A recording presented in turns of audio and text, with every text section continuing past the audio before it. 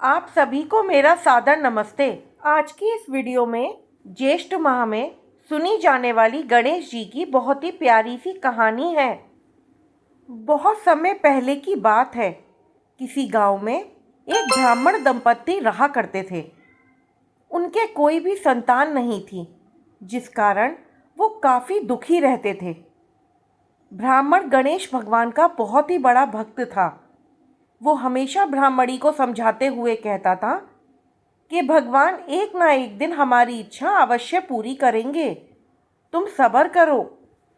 एक दिन ब्राह्मण को किसी काम से गांव से बाहर जाना था, तो ब्राह्मण ने अपनी पत्नी से कहा, ब्राह्मणी, मुझे किसी कार्य से दूसरे गांव जाना है। मेरे पीछे से तुम नियम पूर्वक प्रतिदिन गणेश जी की पूजा अर्चना करना, पूरे विधि विधान से उनकी पूजा करना, उनको नियमित भोजन का भोग लगाना। इसके बाद ब्राह्मण गांव से बाहर अपने काम से चला गया। अगले दिन सुबह ब्राह्मणी ब्राह्मण के कहे अनुसार जल्दी उठी। स्नान करके उसने गणेश जी की पूजा आराधना करी, उनके लिए भोजन पकाया, उन्हें स्नान करा के उन्हें भोजन का भोग लगाया और भोग लगाते वक्त बोली, देखो गणेश जी, आज मैं घर पर अकेली हूँ। सारा काम मैंने खुद ही किया है और अभी बहुत सारा कार्य बाकी है, इसलिए आप ये भोजन का भोग लगा लीजिएगा। और ये कहकर ब्राह्मणी बाकी के घर के कामों में लग गई।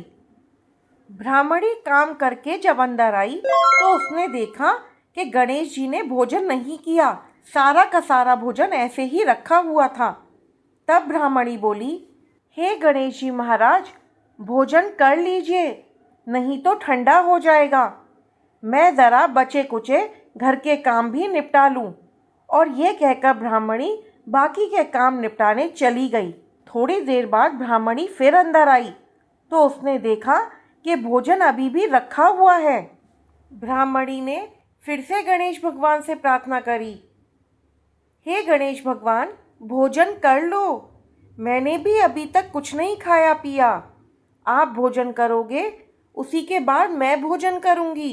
सुबह से भूखी प्यासी मैं काम में लगी हुई हूँ, कृपया करके ये भोजन ग्रहण कर लीजिए।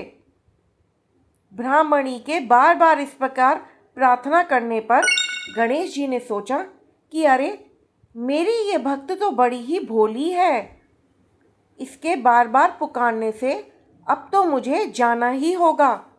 और ये कहकर गणेश भगवान ने एक छोटे से बालक का रूप धरा और वो ब्राह्मणी के घर भोजन करने पहुंच गए। ब्राह्मणी ने बड़े ही प्रेम पूर्वक उन्हें भोजन कराया और भोजन करने के बाद गणेश जी वापस से अपनी मूर्ति में आ गए। अब रोज रोज यही होता।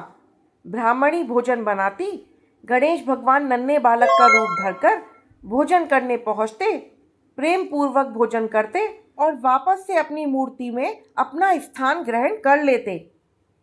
अब 7 दिनों के बाद ब्राह्मण घर पहुंचा। तब ब्राह्मण ने पूछा कि मेरे गणेश जी की पूजा अर्चना की कि नहीं, उनकी सेवा ब्राह्मणी तुमने की या नहीं। तो ब्राह्मणी बोली, आप बिल्कुल निश्चिंत रहिए, मैंने आपके पीछे से गणेश जी की खूब सेवा की। कभी उन्हें लड्डुओं का भोग लगाया, कभी उन्हें खीर का भोग लगाया, खूब थाली भर के उन्हें प्रेम पूर्वक भोजन कराया और गणेश जी भी थाली का पूरा भोजन समाप्त कर लेते थे। यह सुनकर ब्राह्मण आश्चर्यचकित हो गया और पूछने लगा, अरे ब्राह्मणी, ये तुम क्या कह रही हो। ब्राह्मणी बोली, मैं बिल्कुल सत्य कह रही हूँ।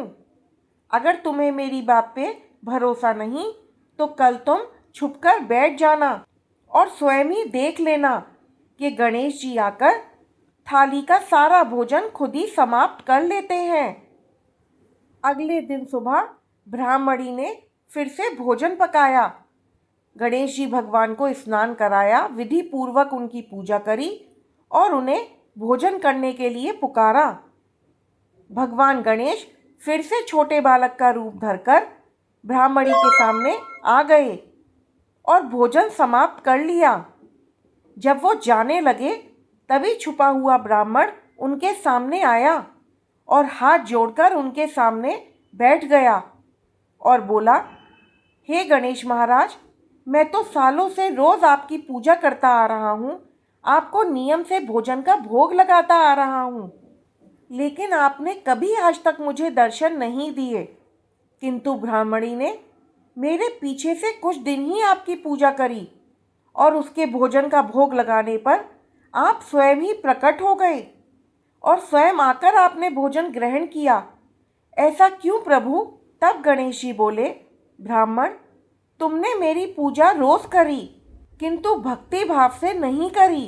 कभी भी तुमने मेरी पूजा भावपूर्वक नहीं की, किंतु ब्राह्मणी ने पूरे भावपूर्वक मुझे भोग लगाया, मेरी पूजा करी। इसीलिए मैं ब्राह्मणी के सामने प्रकट हुआ, किंतु आज ब्राह्मणी की वजह से तुम्हें भी मेरे दर्शन का सौभाग्य प्राप्त हुआ है।